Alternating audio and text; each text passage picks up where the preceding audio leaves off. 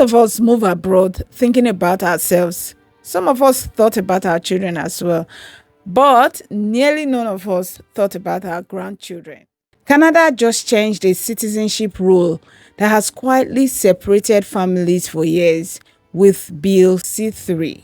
On paper, it sounds like a simple fix, but when you look closely, the story becomes surprisingly more emotional and honestly more personal, especially for immigrant families like ours. Because how can a law created to protect citizenship end up erasing it for families who have been Canadians for decades? Let me share a quick story that blew up in Canadian media.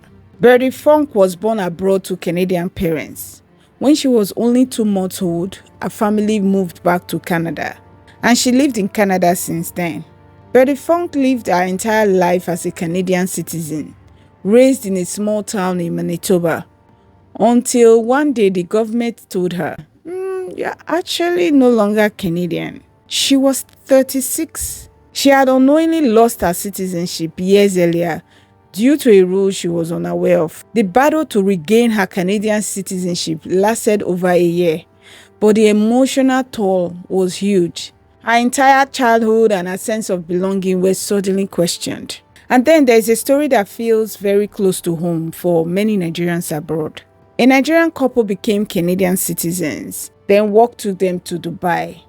While in Dubai, they had a child abroad. No problem. Then they moved again to the UK. Life was good. Work was taking them all over. But later, they all came back to settle in Canada. The child grew up Canadian. Their child born abroad grew up, also moved around, and had his own child abroad. And when he tried to pass his Canadian citizenship to his own child, he was told that it's not possible. It didn't matter the grandparents lived in Canada, paid taxes in Canada, but their grandchildren could not inherit their Canadian citizenship. One rule erased everything in a moment. To understand how we got here, we need to go back, because the history of Canadian citizenship is shockingly dramatic. Canadian citizenship is actually young. It only started in 1947. Before that, Canadians were legally British subjects, and that first citizenship law in 1947 had major issues. Women could lose citizenship by marrying the wrong person. Children born abroad could not inherit citizenship from their mothers, only fathers. Thousands of people became stateless without even knowing it. These people were later called the Lost Canadians. Families who discovered later in life that they were never Canadian citizens or had lost Canadian citizenship through rules that made no sense or they were unaware of. Between 2009 and 2015, Canada tried to fix this. But the new fixes created a brand new disaster: the second generation cutoff. Here's the simplest way to understand it. If you were born in Canada, your kids are Canadian, even if they were born abroad. If you were born abroad, but you are a Canadian citizen, your kids were also Canadian.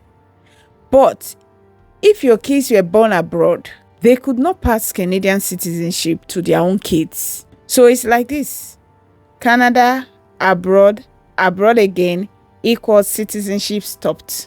It's a little bit confusing, but that was what the situation was. And so many people did not even know this was something. And this rule hit immigrant families the hardest, especially Nigerians, Indians, Filipinos, who moved around a lot before settling.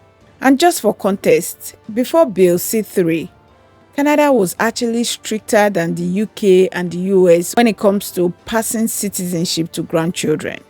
But with this recent change, it's more aligned with what happens in the UK and the US. Imagine being Canadian your whole life and having a child who isn't Canadian and a grandchild who is even further cut off. Imagine explaining to your child that they can't come home because of a rule they never knew existed. Families were literally being punished for being mobile, something life nowadays almost requires. Please share your thoughts in the comments. That stripped children of Canadian parents the right to pass on the Canadian citizenship to second-generation born abroad children, separating families, rendering some stateless, and creating two classes of Canadians more than a decade ago. It will restore justice for lost Canadian families and Canadians who live, work, or study abroad, and their second-generation born abroad children should never be treated as lesser citizens. Now here's the good news. On November 20, 2025, Bill C-3 became law, though it's not yet in effect. Once it does come into force, it will remove the second generation cutoff for people born before that date, automatically granting them Canadian citizenship. This means if your parent was Canadian and you were born abroad, you are now Canadian automatically, even if you were the second or third generation born abroad. People who lost citizenship under the old rule will not get it back automatically and retroactively. This is a huge win for lost Canadians. But going forward, there's a new requirement. If you're a Canadian born abroad and you want your future children born abroad to be recognized as Canadian from birth, you must have lived in Canada for at least 3 years or 1,095 days before they are born. This is called a substantial connection. It is to make sure that families don't drift completely away from Canada over generations. Now, here's why Nigerians need to pay attention. Nigerians abroad move around a lot, sometimes from Canada to UK to UAE, then back to Canada. It is very common. My own family moved twice before settling. Sometimes we have our children in different countries. Parents settle, resettle, or relocate for work. Visas change, life changes, and without proper planning, some children or grandchildren can lose their connection to Canada without even knowing it. Mobility is a blessing, but in citizenship law, mobility must be managed. Most of us move abroad thinking about ourselves. Some of us thought about our children as well, but nearly none of us thought about our grandchildren. Let me know, did you have thoughts about your grandchildren when you were moving?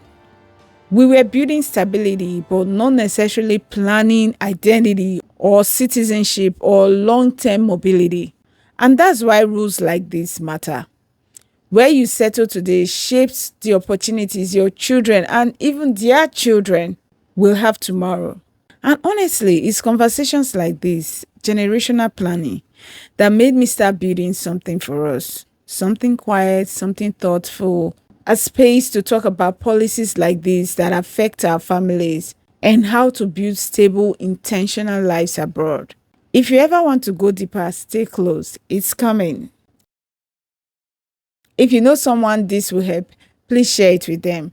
And if you have questions about how this affects your family, please drop your question in the comments. Let's figure this out together. Let me know your thoughts in the comments. Thank you for watching. I'll see you on the next one. Bye.